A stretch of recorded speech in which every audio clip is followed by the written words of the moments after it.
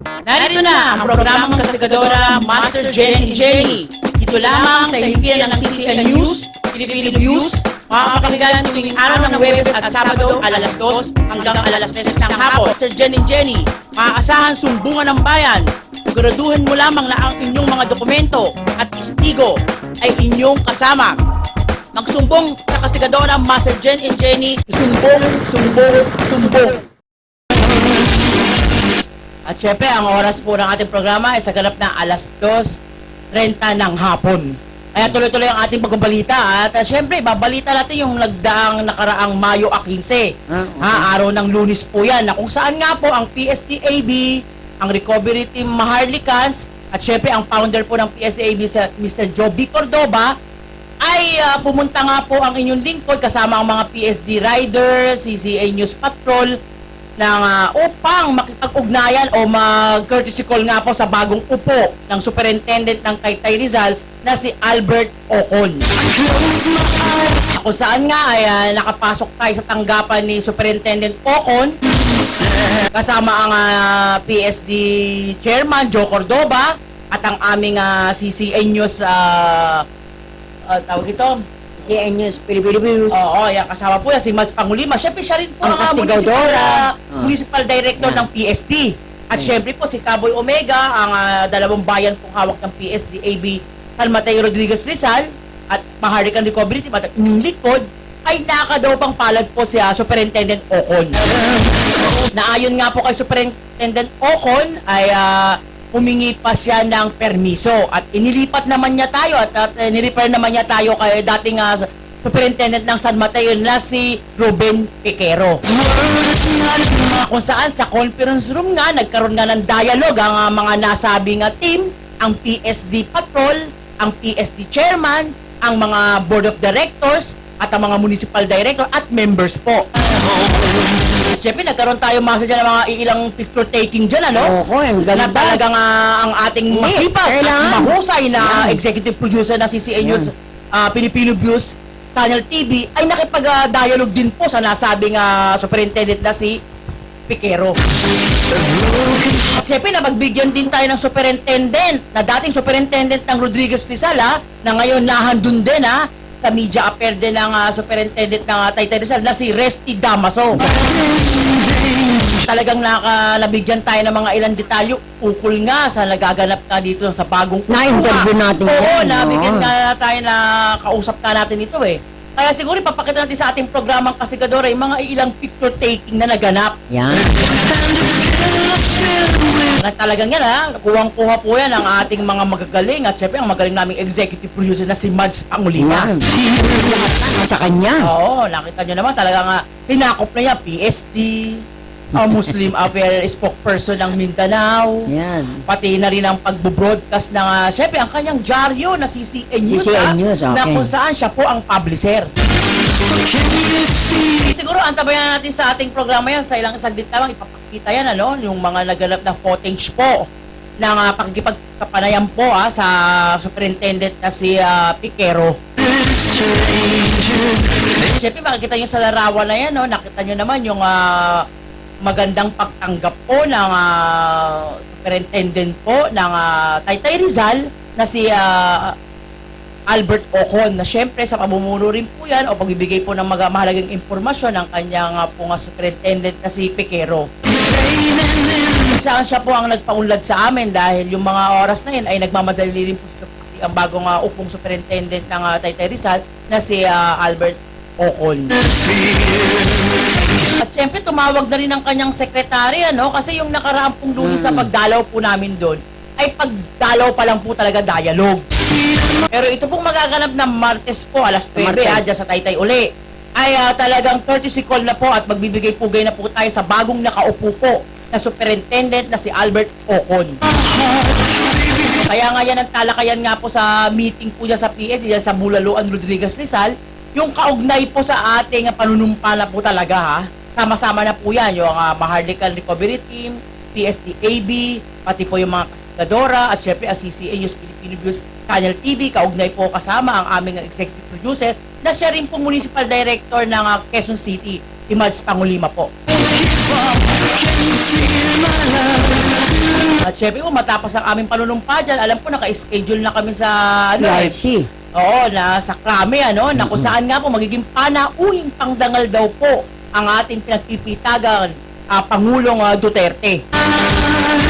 Kaya napakahalaga po talaga ng mga lakad ng inyong lingkod sa mga susunod pong linggo. Oo, yung ating mga rider. Oo, yung mga CCL patrol, no? Yan. Talagang antabay kayo dyan. At makakaharap natin si Ang Superintendent De La PSD Rosa. Patrol.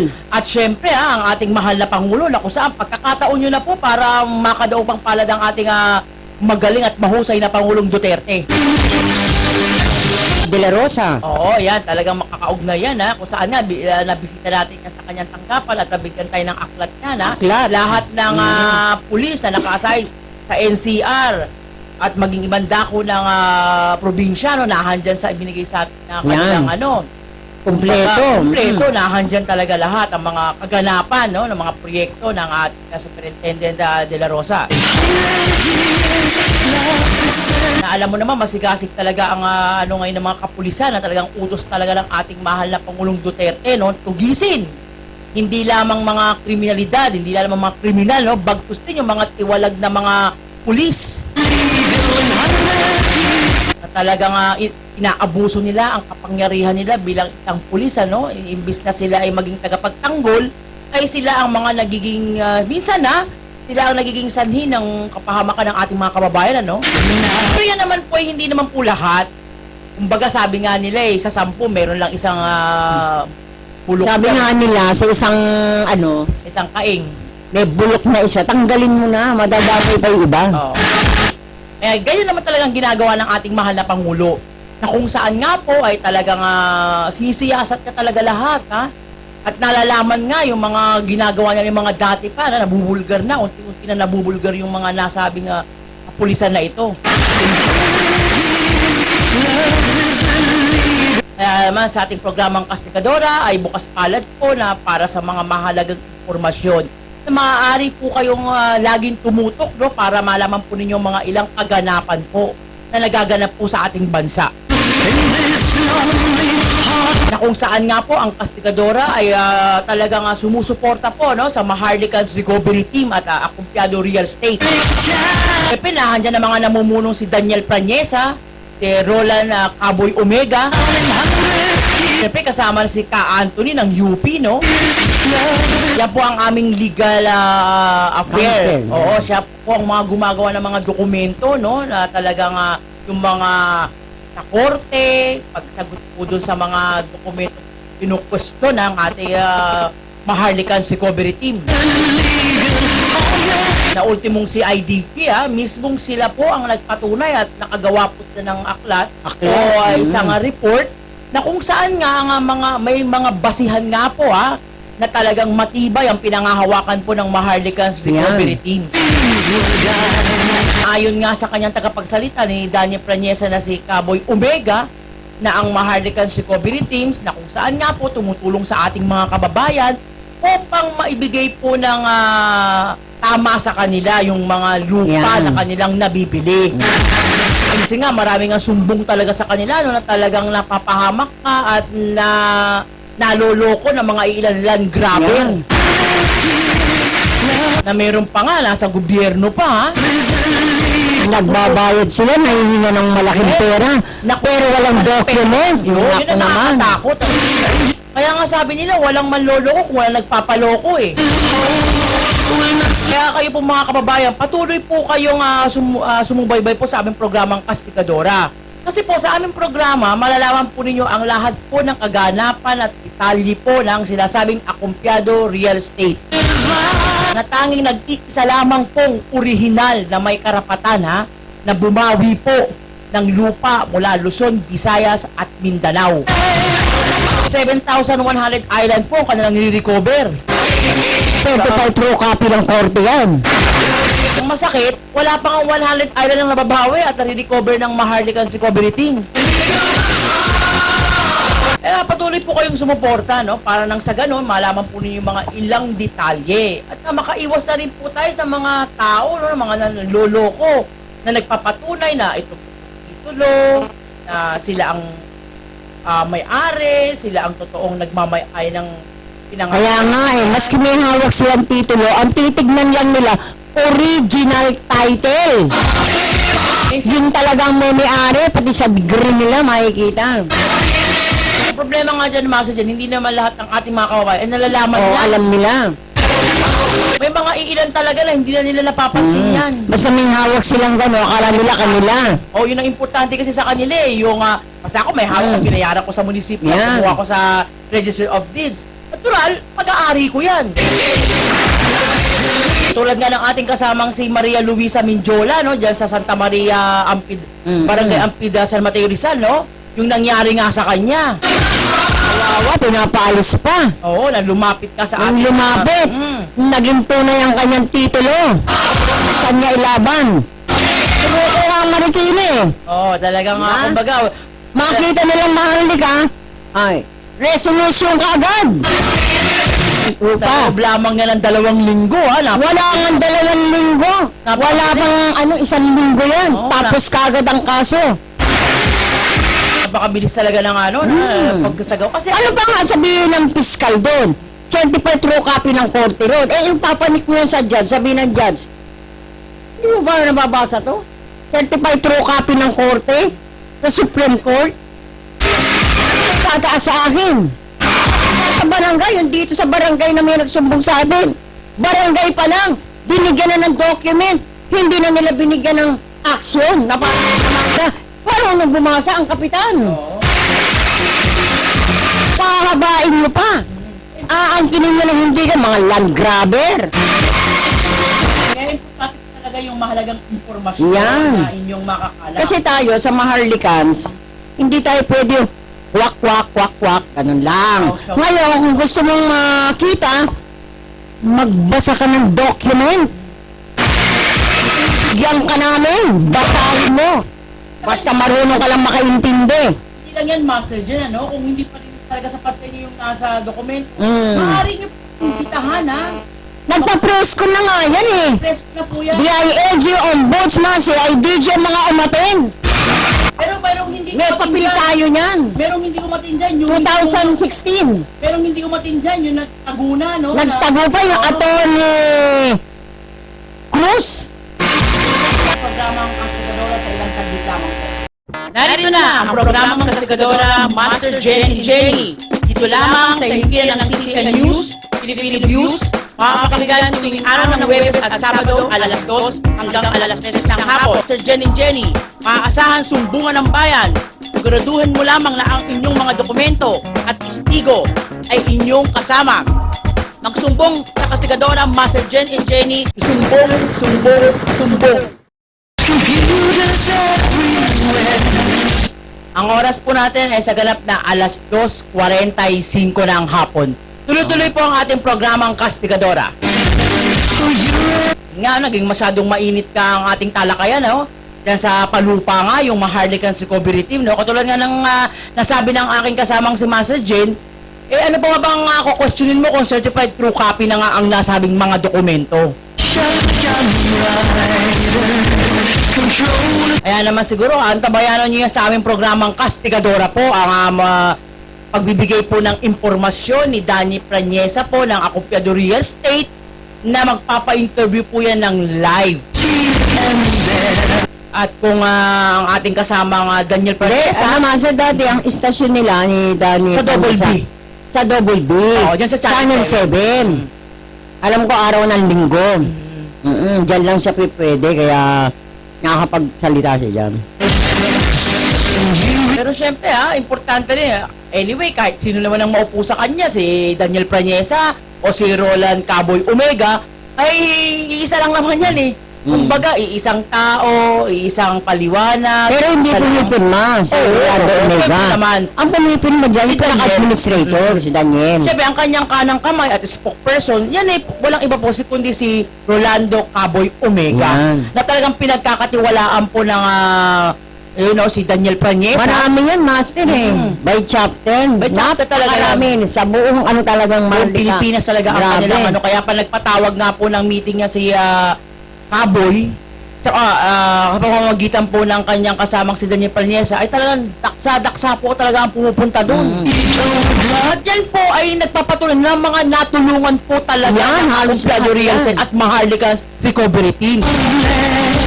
Karamihan INC. Oo, at saka hindi lamang po Catholic yan. na Muslim din. Oo. Pero hindi gaano marami. At saka talaga INC marami. ay galing talaga sa indigency, talagang Yan. mahihirap na pamilya. Yan. Na talagang walang Alam mo, sa sariling, totoo lang, lupa. Master, Mm. ang tinutulungan ng Maharlikans, yung bang talagang halimbawa matagal nang nangupahan, na wala si minsan nawag ng trabaho, Mm. ang ginagawa nila, ang babayaran nilang document, hindi na yung lupa. Oo, syempre. Ganyan sila. Hindi naman talaga nagpapabayad ang mga Harlicans. Pero Yan. syempre, may mga ilan talaga. Sa mga kayong dokumento, talagang dokumento, kailangan babayad po sila. talaga yan. Okay. Syempre, sabi nga ng ating kasama may nagsasabi nga dyan na tumutulong ang Maharlikans Recovery Team, walang bayad. Wala po talagang bayad yan. Mm. Pero syempre, pagpaparatitulo po kayo, natural yung mga gagastusin po dokumento. Lahat kayo po yan. kayo po Ang gagastos document yun. babayaran. Pero wala po kayong babayaran sa Maharlikans Recovery Teams. Yan lamang po ay paglilinaw lamang po sa ating mga kababayan, ano? Kasi may mga ilang Maharlikans, na gumagawa ng mga ganyang bogus. Yan, Wala sumbong naman pa lang ako sa atin. ano. Oh, sa atin mga sumbong pa lang Hindi naman, nga, ang sumbong na yan, di ba sinasabi nga, may nagsabi, meron daw nagpapanggap na Maharlika, Rizal, iba yun? Ah, Yun, ang sumbong. Kaya, Hindi Maharlikans. oo, kasi kaya nga tatandaan Dahil po ninyo, lahat yan, karamihan, may mga document. Kaya nga po lagi po ninyong tatandaan na pag sinabing Maharlikan, Ay, hindi nyo yan, muna, ha? pag may nagkukwento, Maharlika. saan mo pa kay Maharlika? Kasi pinaliwanag nila, Master. Dalawa pala yan, isang Maharlika, Rizal, Maharlikans, may S sa dulo. lagi po ninyong tatandaan yan, no? Kasi kung meron nga pong kumakalat na ganyan, nagpapaseminar sila na lalapit, tutulong, Yan. intindihin nyo po at saka tingnan nyo po talaga yung dokumento, no? Yan, kung tingnan nyo po, totoo. opo, kasi siguro naman ang ating mga kababayan, ano, talagang marunong naman kayo magbasa, ha? Kasi karamihan nga, ito nga masakit message yan karamihan po ng mga nabibiktima, yung may mga pera pa. Mga doktor, Sumbong di ba? yung Doktor pa. kaya nga nagugulat Kaya nga hindi, sabi nila, bibigyan daw tayo ng document. Tapos yun yung nga. pinakita raw nila, hindi raw totoo yun. Naku naman, Maharlika Rizal yan. Pakita ko sa inyo ang document kung sino-sino mga land grabber. May document po tayo. Gusto nyo, punta na lang kayo sa korte. Certified true copy ng korte. Punta kayo sa IDG. Ang nagpagawa ng libro niyan. Kung kayo magtanong, may mga kopya rin yan. Doon kayo kung sa tingin po ninyo na mas Oo, na-advise namin, basta bibili. kahit po ang Maharlikans o ang Akumpiyado Real Estate, na kung kayo sa tingin po ninyo na sa korte po, pari po kayo magtanong, ano ba yung sasabi nilang Maharlikans? Certified true copy ng korte. Yan. Pwede mo kayo bigyan, isang kopya o pumunta kayo doon. Sa Yan. korte, pakita nyo na kagad Oo, yan. kayo po yung mismo. Gagasos din kayo. Bibigyan kayo ng kopya. Pera din ang gagasusin nyo. Kaya nga lagi po ninyong tatandaan, yung sabi nga nila, walang maliligaw Yan. kung hindi kayo ililigaw ng sarili ninyo. Kaya importante po talaga yung nakikinig, nagmamasid, alamin po ninyo lahat ng detalye. Kasi sa panahon na, alam nyo naman, napakahirap ng pera, no? Bago kayo siya bibili ng lote, katulad na nasabi, tingnan nyo po maigi. Para malaman po, ito ba talaga, totoo tong titulong to? Kasi Yan. hindi nyo na mababawi yung Hindi, ganyan nung nandun tayo sa channel po, DZRM, eh dagundong pa lang tayo. Diyan ko nakuha yung baksik ni Ka-Eddie. Oo. Ang Sa yumao totoo lang. yan ang yumao. Sino ba ang mga investigative reporter ni Ka-Eddie? Ang dalawa. Ngayon, diyan ko nakuha, sinabi ni Ka-Eddie, huwag kayong mag-i-interview ng walang document. Huwag kayong maniniwala. Sabi ni ganyan, sabi hindi nyo pwedeng ibalita yan. Kailangan document o testigo. Mula nung mawala si Ka-Eddie, yan ang pinagtibay ko. Kung kayo lalapit sa akin, document. Kung wala kayong document, sino ang nagsabi sa inyo, iharap niyo sa akin ang testigo. Yun. tutulungan ko kayo. Hindi kami mahilig sa sabi-sabi. Sabi ni ganyan. Haharapin kita, ikaw pa ididemanda ko pag puno ka ganyan. Chismis lang yan. Kaya nga po na talaga, napaka-importante po talaga, no? Yung mga impormasyon na makakalat dito. Yan. Kaya pagtutok po ninyo sa kastigadora, no, syempre ang aming mga binibigyan na impormasyon ay base po sa dokumentong hawak namin.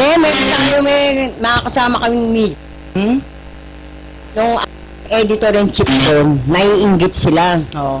Kasi pag nagpapasa sila sa akin ng document, hinahanapan ko sila ng document. Master, nakita mo, sino pa ang kasama mong nakakita?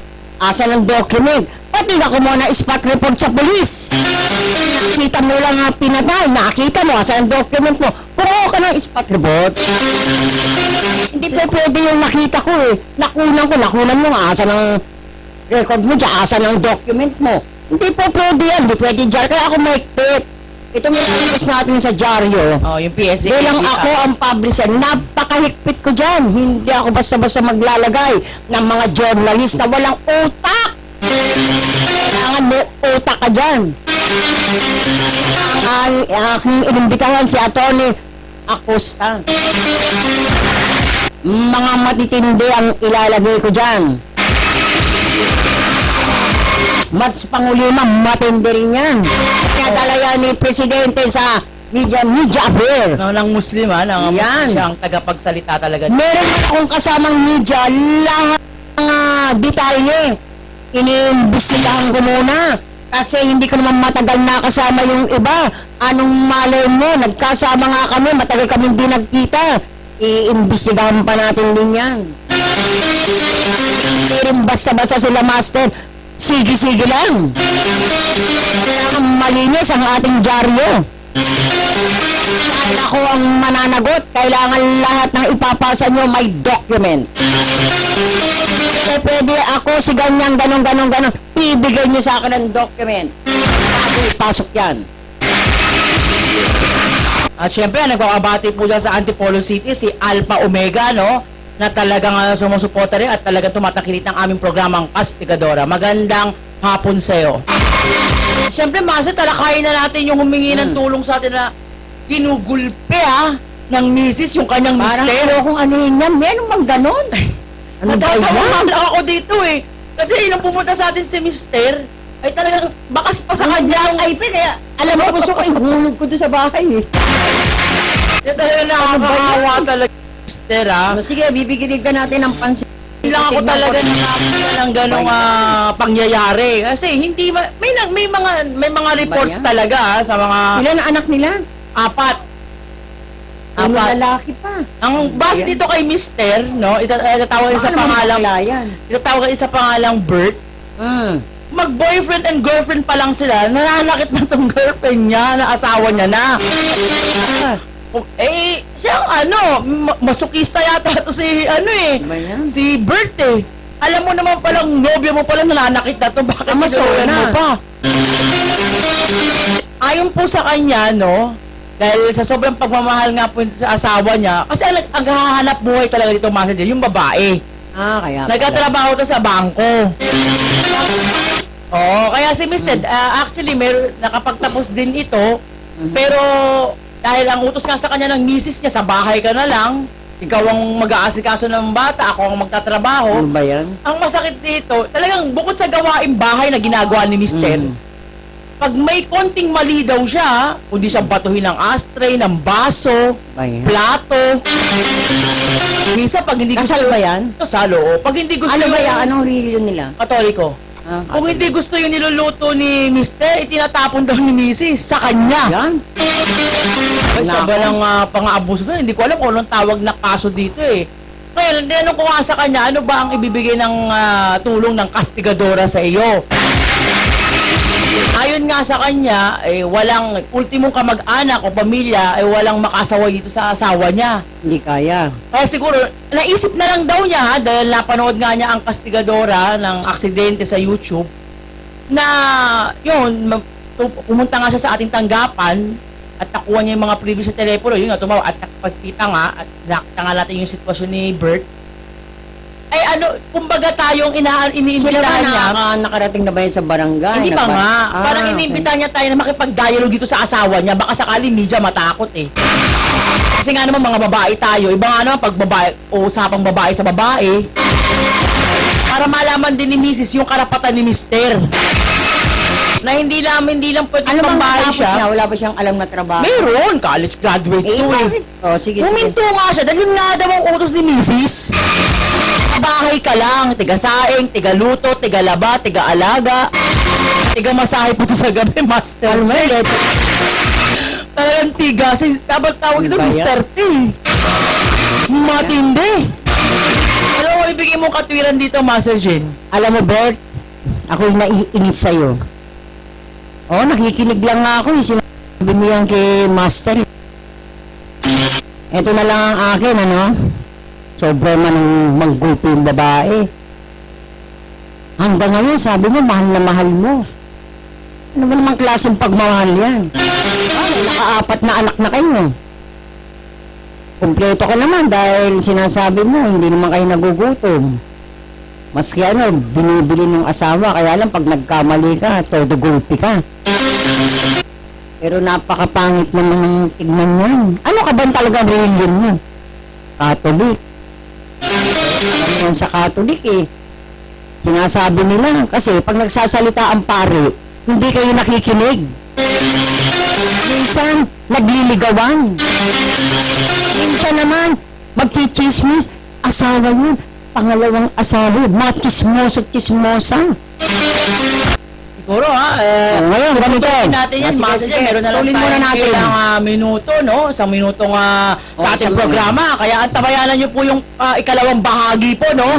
Ni Bert. Dalawain mo na lang yun. Oo, dahil Kabayan. talagang masyadong mainit eh. Kaya wag niyo po kalilimutan ang aming programang Kastigadora. Mula Huwebes, Sabado po yan ang aming programa. Alas 2 hanggang alas 3. At syempre, ang Chinese Feng Shui po, tuwing Miyerkules po yan, alas 2 hanggang alas 3 po yan. Dito po yan mapapanood sa CCN News, Filipino Views, Channel TV po. Kaya magandang hapon po sa inyo at mabuhay po kayo at lagi po kayong sumubaybay sa aming programang Kastigadora. Ito po si Master Jenny at si Master Jen. Magandang Okay. hapon po sa inyo. Magandang Narito na ang programang Kastigadora Master Jen Jenny. Dito lamang sa himpilan ng CCN News, Filipino Views, makakapakinggan tuwing araw ng Huwebes at Sabado alas 2 hanggang alas 3 ng hapon. Master Jen and Jenny, makakasahan sumbungan ng bayan. Siguraduhin mo lamang na ang inyong mga dokumento at testigo ay inyong kasama. Magsumbong sa Kastigadora Master Jen and Jenny, sumbong, sumbong, sumbong.